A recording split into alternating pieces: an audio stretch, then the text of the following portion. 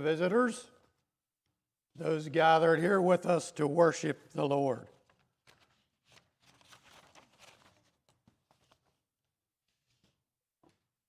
It's good to be in the house of the Lord, and it's good to see so many brothers and sisters gathered as well.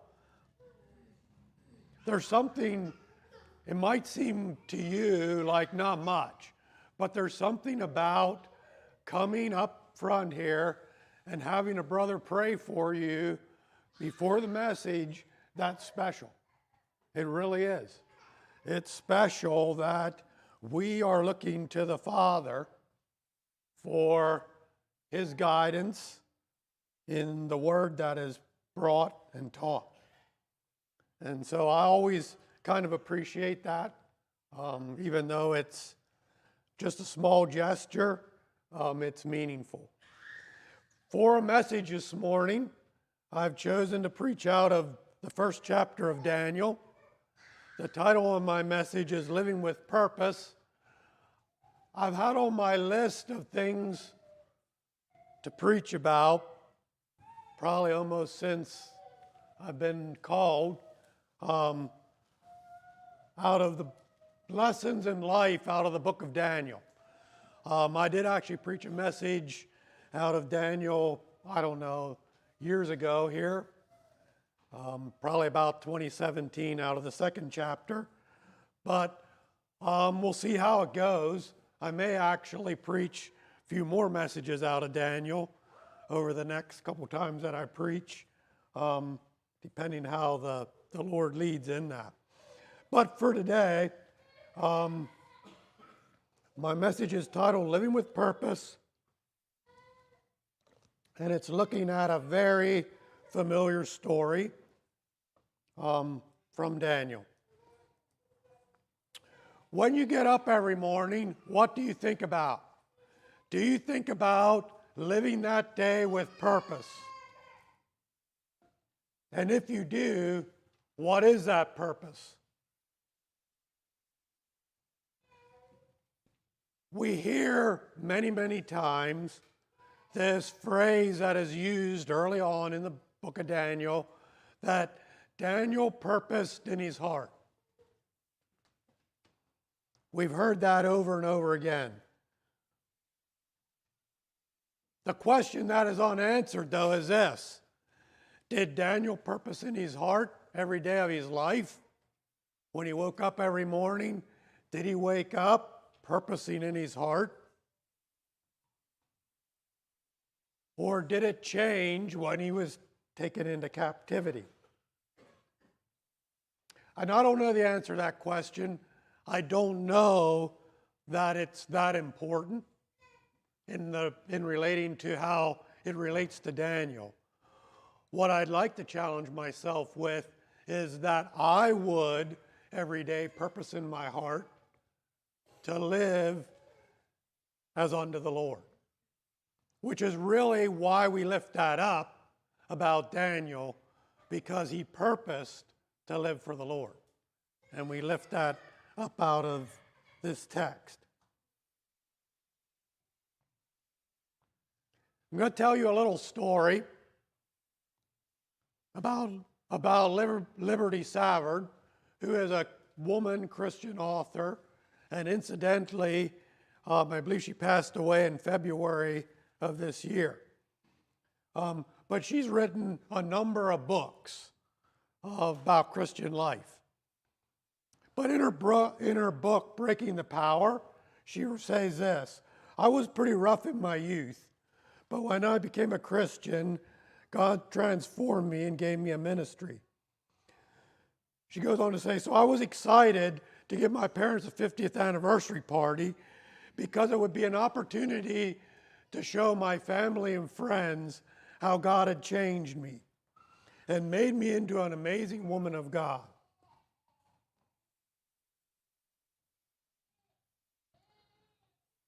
I prayed that this day would reveal to everyone how God can change the life of a person.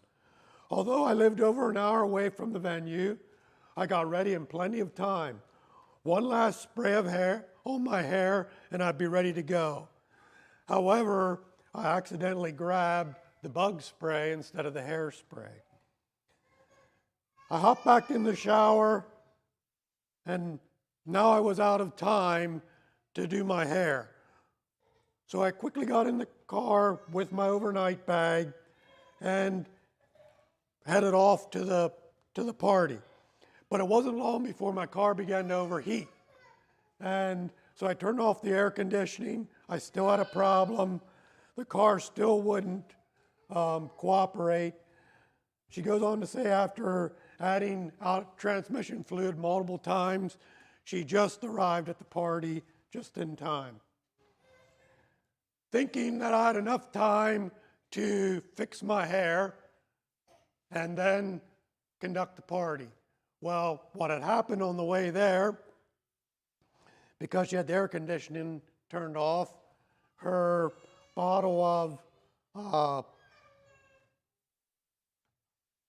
my large jar of face cream had exploded, and there was white goop over everything. My only option was to go and enjoy the party. There was nothing else I could do. She determined to have a great time and laugh anyway. Later that day, as the day ended, she told God, "God, I covered this with prayer." And things went terribly wrong. I was going to show the people how good, godly woman I was, and even though I covered it with prayer, it went wrong. She says this, I felt like God said this to me in my response. Most of your family and friends remember how angry you used to be.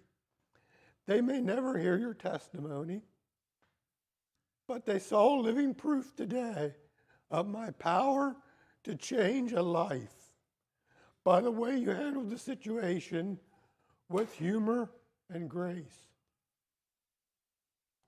I did answer your prayers. Well done, my daughter.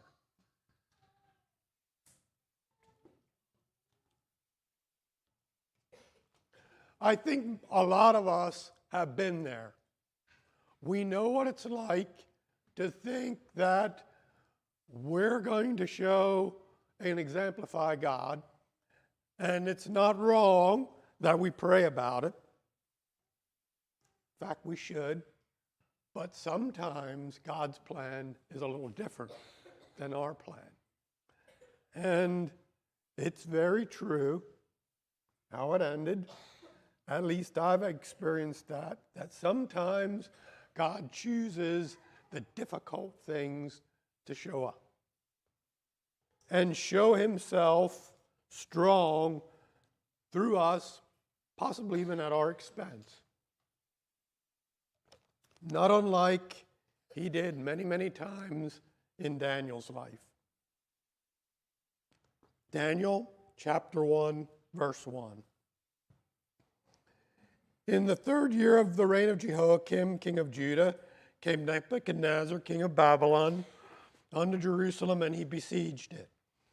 And the Lord gave Jehoiakim, king of Judah, into his hand, with part of the vessels of the house of God, which he carried into the land of Shinar to the house of his God, and brought the vessels into the treasure house of his God.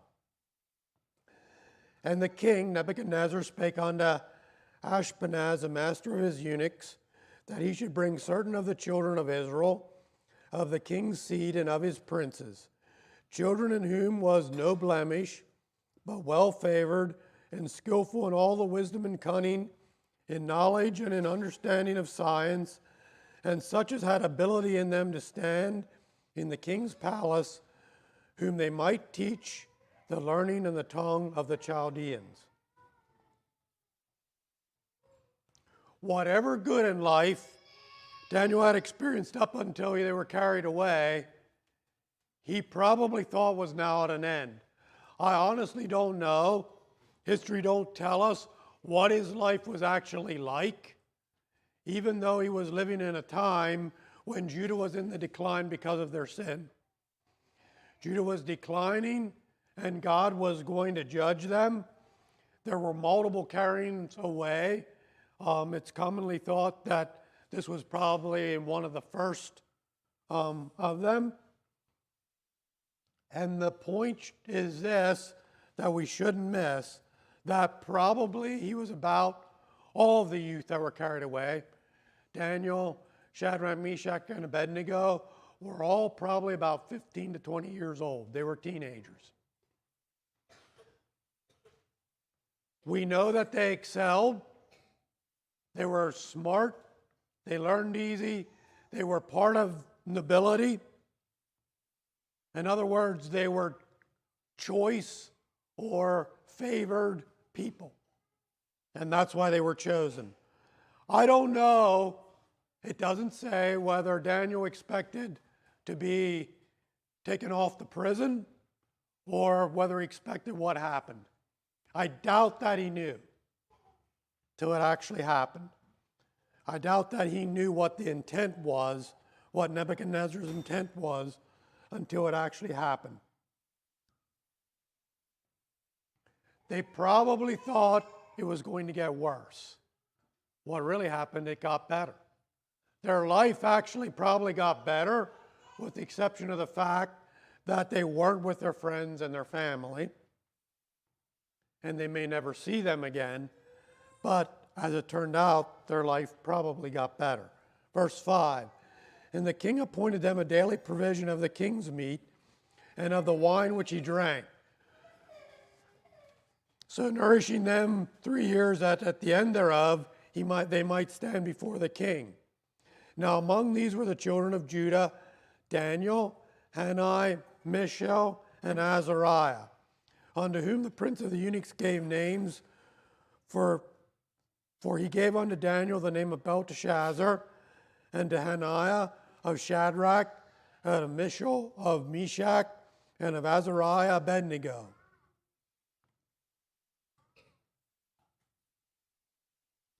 They took them, they gave them the choicest food and treatment. So not only did they get the king's meat, they probably lived as nobility lived, and they changed their names. It's interesting, what's somewhat fascinating, and I did not write this down, but the names they gave them were actually names that showed favor with their own gods, the gods that they worshiped. So what they were actually doing, either by intent or by chance, is giving them Chaldean names that was already setting them up for a place of honor and respect. Verse 8, but Daniel purposed in his heart that he would not defile himself with the portion of the king's meat, nor with the wine which he drank. Therefore he requested of the prince of the eunuchs that he might not defile himself. Here we begin to see the character of Daniel. We begin to see his commitment and his resolve and who he really is. We kind of look at this quickly and we say, well, Daniel purposed in his heart. I would like to say it this way. I believe Daniel was wise in the fact that he considered, when he purposed in his heart, both the benefits and the consequences of what he was going to do. I think Daniel probably weighed in his mind, along with his resolve of, if I make this request, then this is what could happen, both the positive and the negative. We could ask, did captivity change Daniel? And I don't know that I can answer that question. We don't know enough about Daniel up to this point to know if captivity changed his heart toward God or if he was always this way. What we do know is from this point forward, this is who Daniel was. He never, ever erred from it. You look at the story of Daniel, and this is who he was. He resolved and he purposed and he thought about the consequences of how he responded to God. And he always chose God.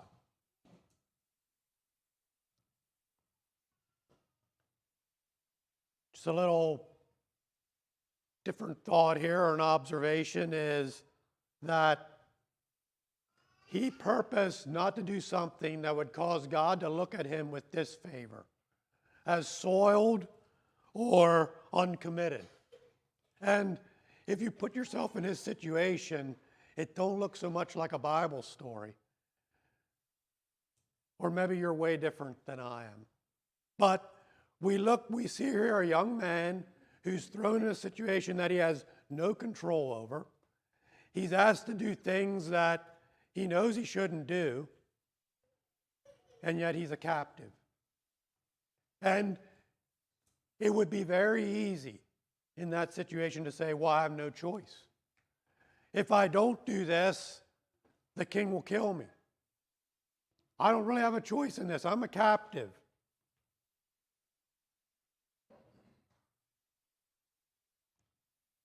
And who will know besides if I did this? What will it matter? People back home won't know. I'm putting that out there because these are the thoughts that run through our minds as humans. We find ourselves in situations that are less than ideal, and the question I'm raising is, in my heart, is there this thought of compromise? You know, we can have this facade that we maintain when I know that you can see what I'm doing or have a chance of finding it out. I'll do the right thing. But if I really resolve in my heart, I'll always do the right thing. And I won't be guilty of leaving that back door open that isn't so tightly locked, that might pose opportunity when there's no way you can find out what I'm doing or how I think. Daniel was not that kind of man. Daniel was not that kind of youth.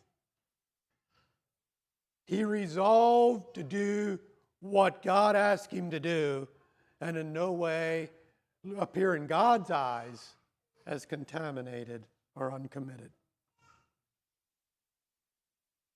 What he was turning down was probably very pleasing. Let's be honest. What they got instead, in King James it says pulse, but it was basically vegetables. They were turning down wine and meat and the choicest that Babylon had to offer in exchange for eating vegetables and fruits.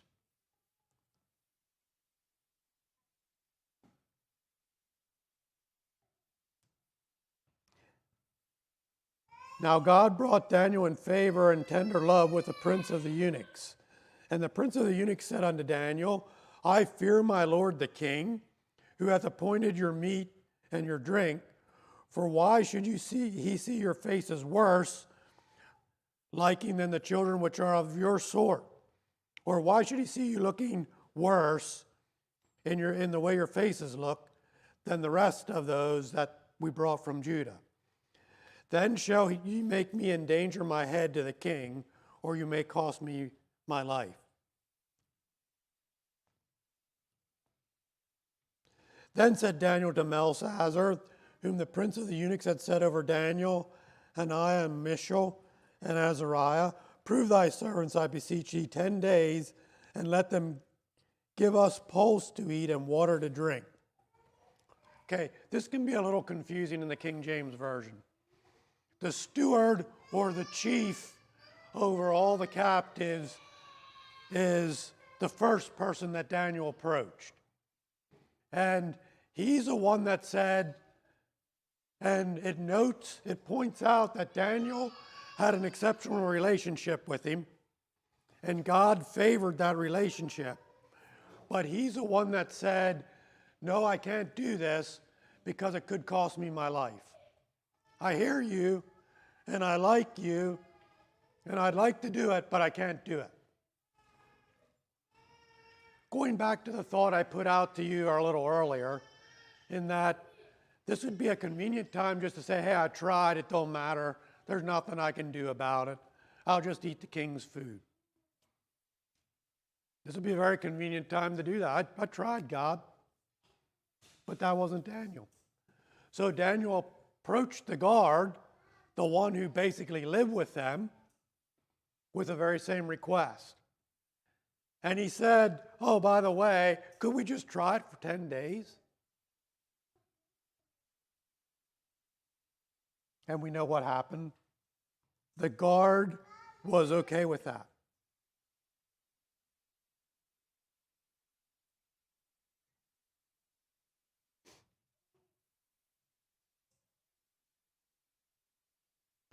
I think what stands out to me here in these passages is this, is that God favored the relationships between Daniel and the other captives and their captors.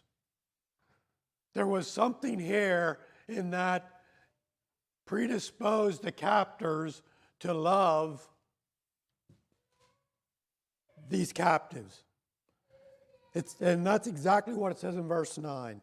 Now God brought Daniel into favor and tender love with the captor. God was acting already on their behalf.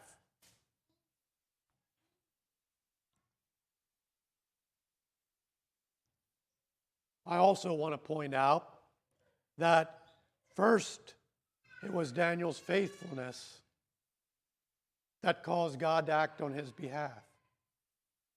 It doesn't say in the story that God acted on the behalf of Daniel with these men. It says that Daniel was faithful and he purposed in his heart to honor God. And in turn, God honored that, and he worked on the relationships around Daniel to accomplish that. Now, we know the story, but Daniel didn't know the story. He was living the life. Daniel didn't know what we know about this. He was just living his life as best he could, just as we are. And time after time we hear Bible stories and we say, well, these were great men of God or women. And they were. But no, they were not. We know that from the story. When they were alive, they were just men and women living for God. They really weren't that different than we are today. They were men and women living for God. God chose to make them great men and women of God and bring them glory and honor. They didn't choose that. But they purposed to live for God. How can we apply this aspect to our lives today? And I would like to say this. Daniel was a transformer. And what do I mean by that? Is the lives that Daniel touched were transformed. Not because of him, but because of who he was with his God. God's influence worked through Daniel, both supernaturally and naturally, to transform the lives of the people he came in contact with, both believers and unbelievers. That's why I think it's important that it notes that God acted with the steward and the guard. God acted with the steward and the guard supernaturally in their hearts, but he also acted naturally through the influence of Daniel and how he interacted with their lives. Daniel cared about the steward and the guard. They knew that he cared about them. And because of that, God was able to act in their lives with influence. My question to me and to you is this, am I that kind of person? Am I a transformer in my daily life?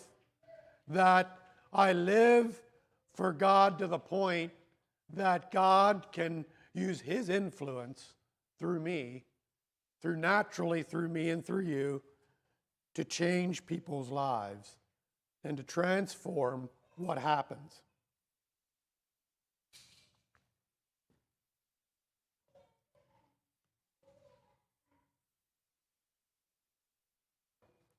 Verse 14. So he consented to them in the matter and proved them 10 days. And at the end of 10 days their countenance appeared fairer and fatter in flesh than all the children which did eat the portion of the king's meat. Thus Melzar took away the portion of their meat and the wine that they should drink, and gave them pulse.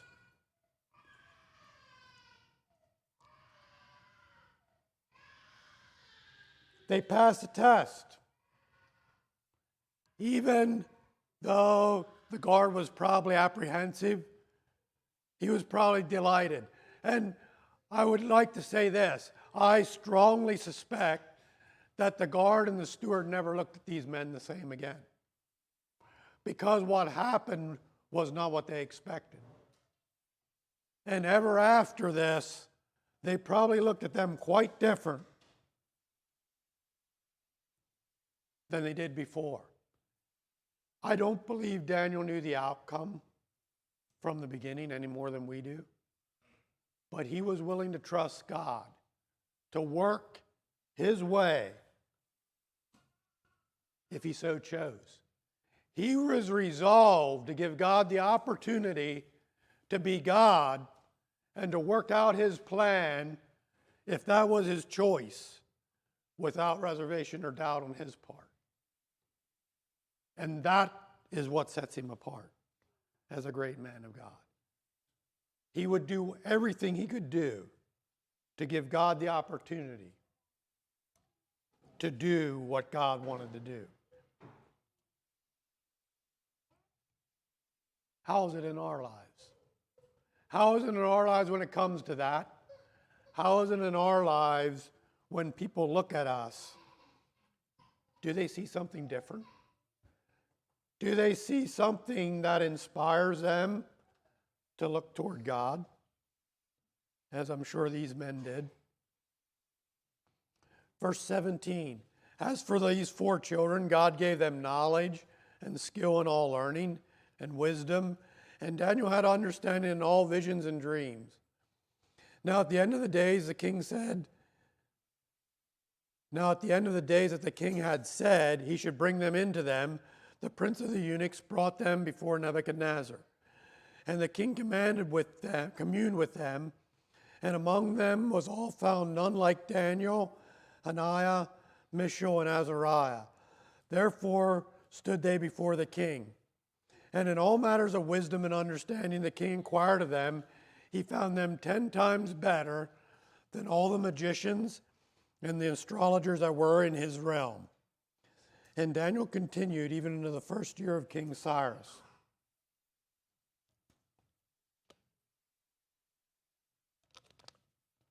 God increased their ability and their faculties above and beyond what could even be expected.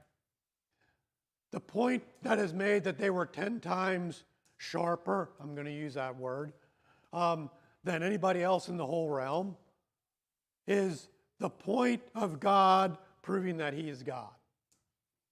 Is it within people to be that 10 times smarter than anybody else? Yeah, that's probably possible. I think we all have probably bumped into people that are extremely gifted in certain areas. What I find interesting about that, contrary to them, is they're usually smarter in certain areas and probably not as sharp in some other areas. These youth were found to be smarter in every area than anybody else around, up to 10 times as smart as anybody else, and they found favor in the eyes of the king.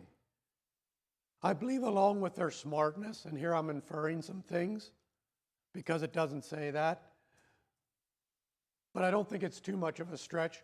I believe the king could identify with them the same as the guard and the steward could. I think when they got in the presence of Nebuchadnezzar, he also saw something that intrigued him and drew him to that, to them because of their relationship with God. And they found themselves standing in the house of the king, in his presence. I mean, the reality of it was they were his inner circle. So they were always in kind of the house of the king in his inner circle. And when he needed advice, this is where he went. I have no idea what they thought as they were taken into the king, because the alternative would have been, if he didn't find favor with them, they could have been dead. We miss that because of the time we live in. But that was very real in their time. They could have ended up dead. One final thought before I go into my closing is verse 21 says, "And Daniel continued even into the first year of King Cyrus." The point of that particular verse is simply this. That was approximately 60 or 70 years later. Daniel found himself in the presence of all the rulers, and you'll see this if you read the book of Daniel. Every king from Nebuchadnezzar all the way up to Darius, Daniel was always in the inner circle. It didn't matter. Even when he said things like, your kingdom's going to be taken away from you in that very night, the kingdom was taken away. The very next king who took over, guess who was in his inner circle? It was Daniel. Why am I telling you that? Because that was God's hand. Daniel couldn't orchestrate that. Daniel could not orchestrate that. God could. But God chose to because of who Daniel was. Everything that happens from here forward in Daniel's life, and we don't see it here yet, but we'll see it in the very next chapter. Every time God uses Daniel mightily, he always has this disclaimer. Like when he was brought before the king to answer the dream, he says, I can't answer the dream, but I know a God in heaven who can.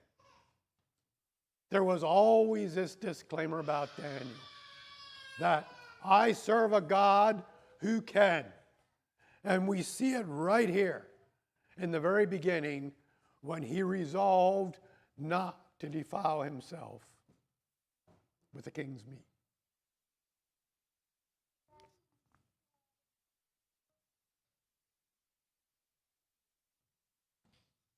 I said earlier, Daniel was a great and godly man, but he was a man. And what made him great was that he did resolve to serve God. God is still writing his history today. You know, we have this thought that Bible stories ended years ago. And they did. The Bible isn't being written today. But God is still writing stories about faithful men and women even today. And has all down through history. I think if I remember right, when I last preached here, I told you the story of Polycarp. Polycarp had a very similar testimony to Daniel.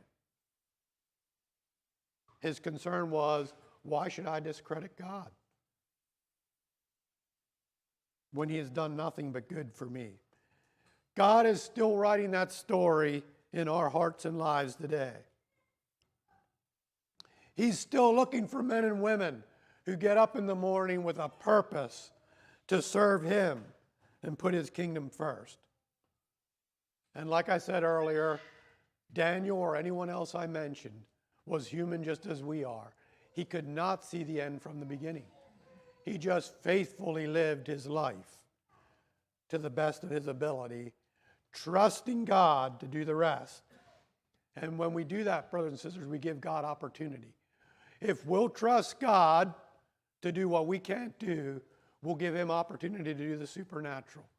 And he may choose to do that, or he may not. That's his choice. He's God. But that's the kind of person Daniel was. God is still seeking those men and women today. The question is, what does he see when he looks at me And what about when he looks at you? Are we men and women of faith and trust who give God opportunity to be God? And I'm going to walk it back just a little bit and say this, because Daniel, let's just say he was 15 years old. Are we youth and children who have faith to give God opportunity to be God and to do great things in our lives? Let's pray. Father, I thank you for today. I thank you for the opportunity to be in your house with your people. I thank you for the opportunity to be in a country where we enjoy freedom and blessing. And Father, I pray as we live there that we still purpose in our hearts to put you first and foremost. I pray that it wouldn't take persecution to motivate that in us, but rather we would have hearts who put you first and are willing to give you opportunity to do great things. Father, I pray that we could be channels of influence, transformers, that those we come in contact with, their lives would be touched, possibly even transformed by your power, your love flowing through us. Lord, help us as we walk to look for such opportunity. And Lord, through your power, use us to accomplish your purpose. I pray your blessing on us the rest of the day. I pray that we would go from here encouraged, strengthened, and blessed. And I pray that you would be able to use us to further your kingdom. I pray that we would be blessed as we do that and that others would be touched. I ask it in the name of Jesus. Amen.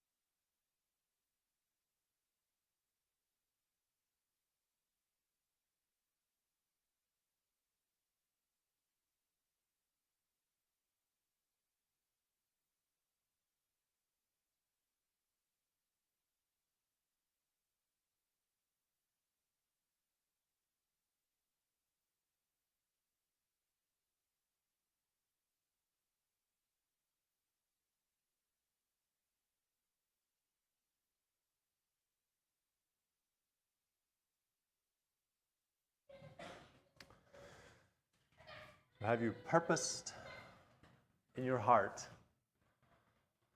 say yes to God? There's a song, maybe sing it, but I'll just say it. I'll say yes. I'll say yes, Lord, yes.